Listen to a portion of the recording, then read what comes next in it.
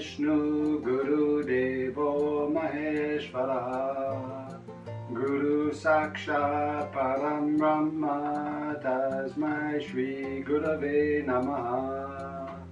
Shri Swami Samarth Maharaj Ki Jai. Shri Gurudev Datta. Shri Trimbakeshwar Maharaj Ki Jai. Ganga Godavari Mata Ki Jai.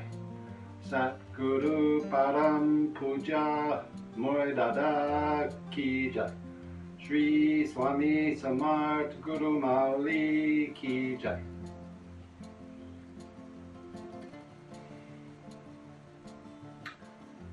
Thanks for practicing yoga today. So today let's go ahead and begin with the hands clasped. So we've done this before, Parvatasana in Sukhasana. So we'll take the hands up over the head, but we're going to do it a little differently today. Today I'm going to give you a little series to help with neck tension, neck soreness.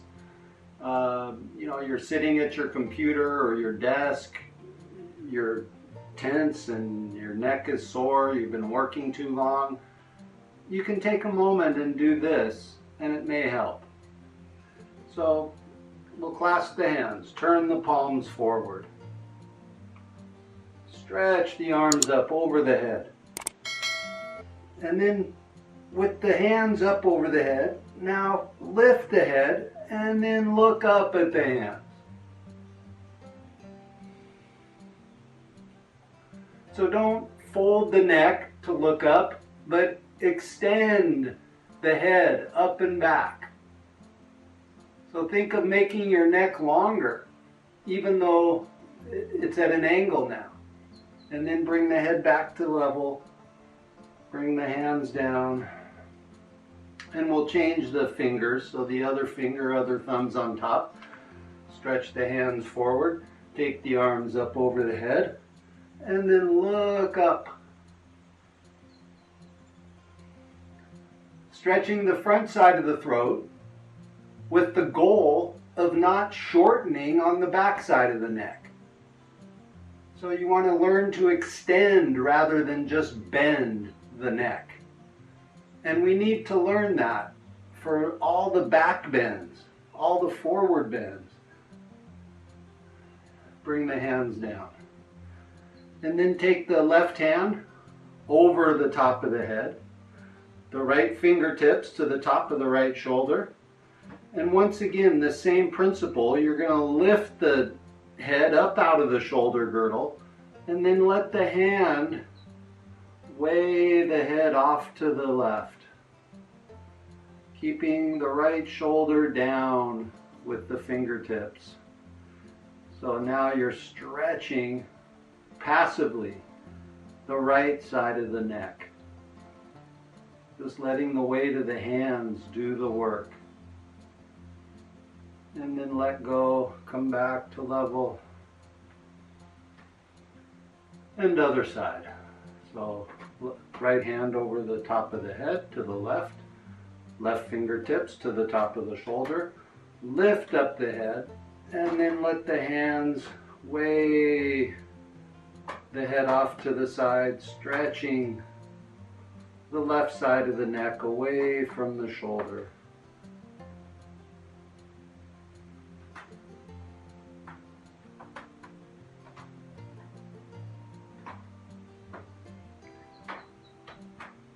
And then let go.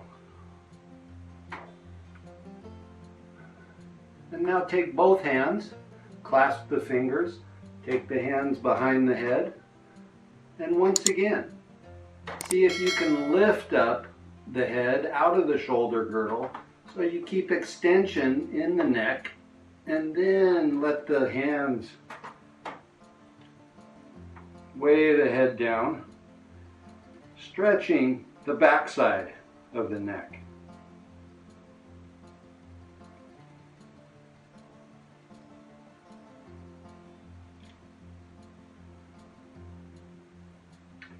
And let go, come back to level. So I've spoken of it. You've practiced it. Hopefully you've been practicing it a lot. I mentioned that it was the queen of the asanas. It's been referred to as the queen of the asanas. Salamba Sarvangasana, supported all body pose, commonly known as shoulder stand. So we're going to look at that again today because it's so important. And then part of the reason we're looking at it today is because hopefully you've been practicing it and you've been getting proficient at it. And because I just mentioned, and I mentioned before, that it's the queen. It's considered the queen of the asanas. Next week, I want to take a look at the king. But I told you before, we have to familiarize ourselves with the queen first before we can face the king. So let's go ahead and set up for shoulder stand, Salamba Sarvangasana. So you can, I've showed variations using the wall to get up into the posture, but hopefully you can do it away from the wall. You can just do it out in the middle of the room, which I'm setting up right now. So 3 blankets with all the creases forming a nice edge for the neck to come over. You have to make sure the blankets are all perfect, no folds or wrinkles in them, no creases. And then I'll go ahead and I'll just fold this end over, so it's about halfway, 2/3 covering the blankets. And that's just to give your arms a kind of elbows a place to dig into and grab onto. And then I'm putting this block here just for a little boost, a little help to get up into the posture. And then I've got a strap. I'm going to open up the loop in the strap so that it's a little wider than shoulder width. And then that's going to be the right distance. So I'm going to put the strap onto one arm while I then sit on the block.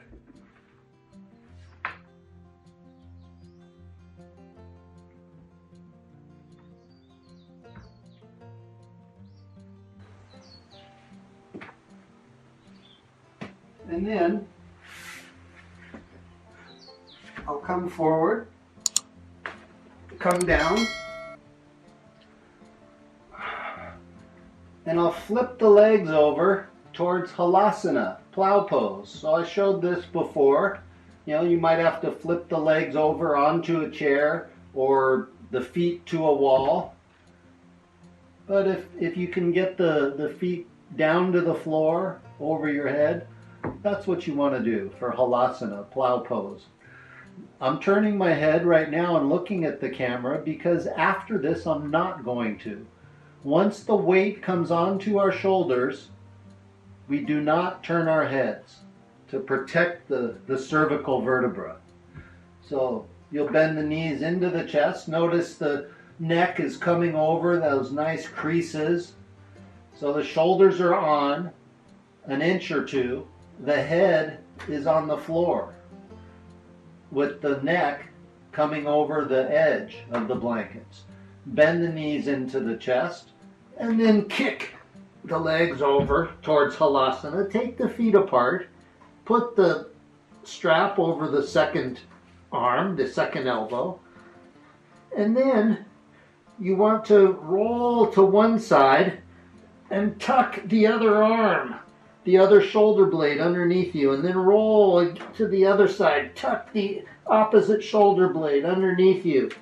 Go back and forth a couple times till you get those biceps rolling out the triceps and the shoulder blades coming towards the spine. And then take the feet back together.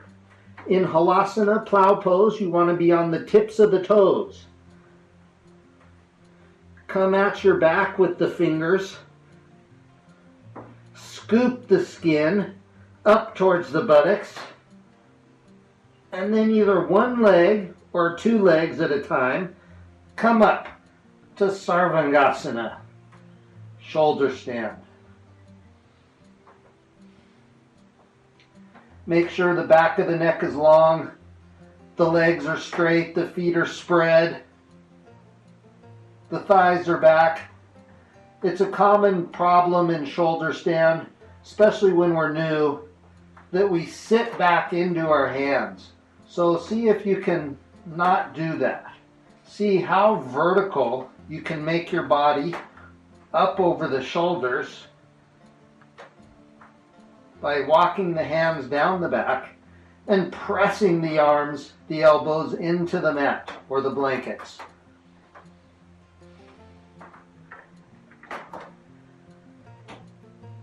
And then today I'll show, but this is the main part, this is the main place that I'd like everybody to get to as soon as possible. So just a good solid shoulder stand that you can stay in for a while. You know, you're not too uncomfortable here. And then from here, I'm going to show Ekapada Sarvangasana, 1 foot shoulder stand. So you're going to find 1 foot against the ceiling there and measure that.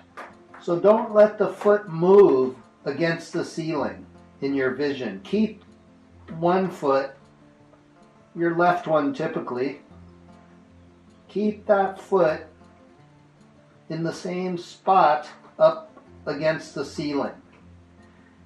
Continuing to stretch that foot up by pressing the elbows down, stretch the other leg out over the head.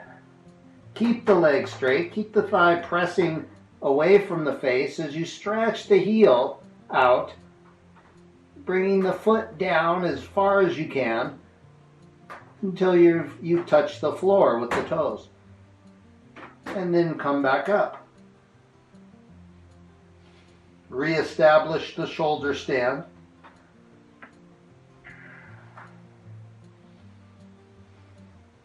Stretch the feet, stretch the legs, and then bring the left foot down, keeping the right foot pinned against that spot on the ceiling.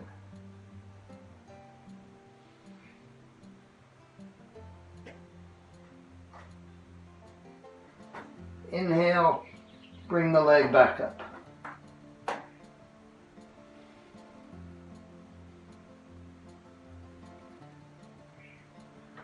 Every so often while you're in shoulder stand, you do have to walk the hands down the back to lift the skin of the back up more, bringing the hips over the shoulders more.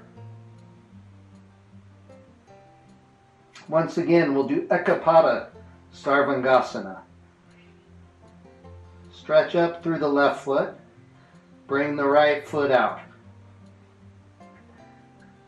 And down as far as it will go, keeping the legs straight, stretching out through both heels, and then bring the leg back up. And then second leg.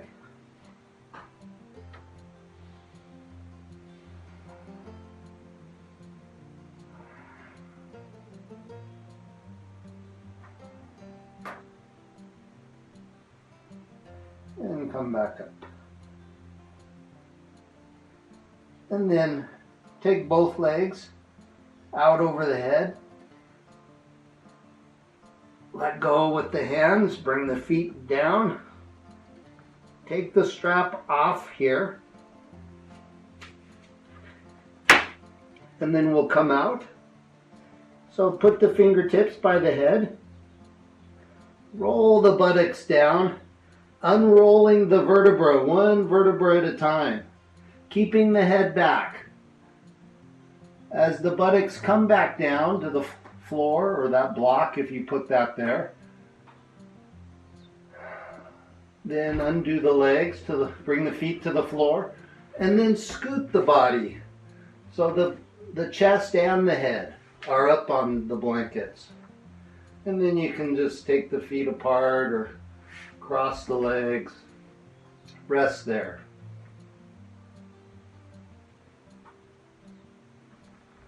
Change the cross on the legs. And then when you're ready, you can turn to the side and come up. So that posture, Salamba Sarvangasana, you should be doing other postures before. As I've said before, that should come at the end of your practice. Right before Shavasana. So again, this week, I wanted to spend again some time on Sarvangasana, shoulder stand, because it's such an important asana. And you need to be practicing that, and I haven't even explained completely why yet. If you want to find out why, you could get a copy of Light on Yoga by B.K.S. Iyengar. And in there, he takes pictures of himself and explains the techniques to get into about 200 asanas, 206 I believe. And then he also has a section for each asana on the benefits of that asana. Each asana, as you go through the book, there might be a couple sentences or a paragraph on the benefits. When you read about Salamba Sarvangasana, the benefits are 12 pages long.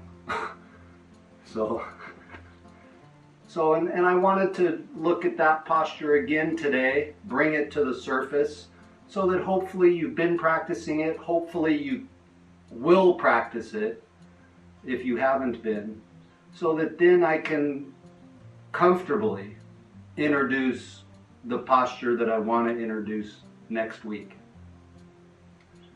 So thank you for coming this week.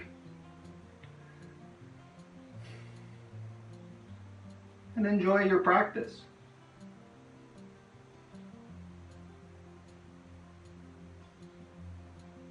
Guru Brahma, Guru Vishnu, Guru Devo Maheshvaraha, Guru Sakshat Param Brahma, Tasmai Shri Gurave Namaha.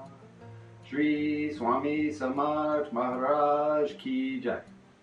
Shri Gurudev Datta, Shri Trimbakeshwar Maharaj Ki Jai. Ganga Godavari Mata Ki Jai. Sat Guru Param Puja Moridada Ki Jai. Shri Swami Samarth Guru Mauli Ki Jai.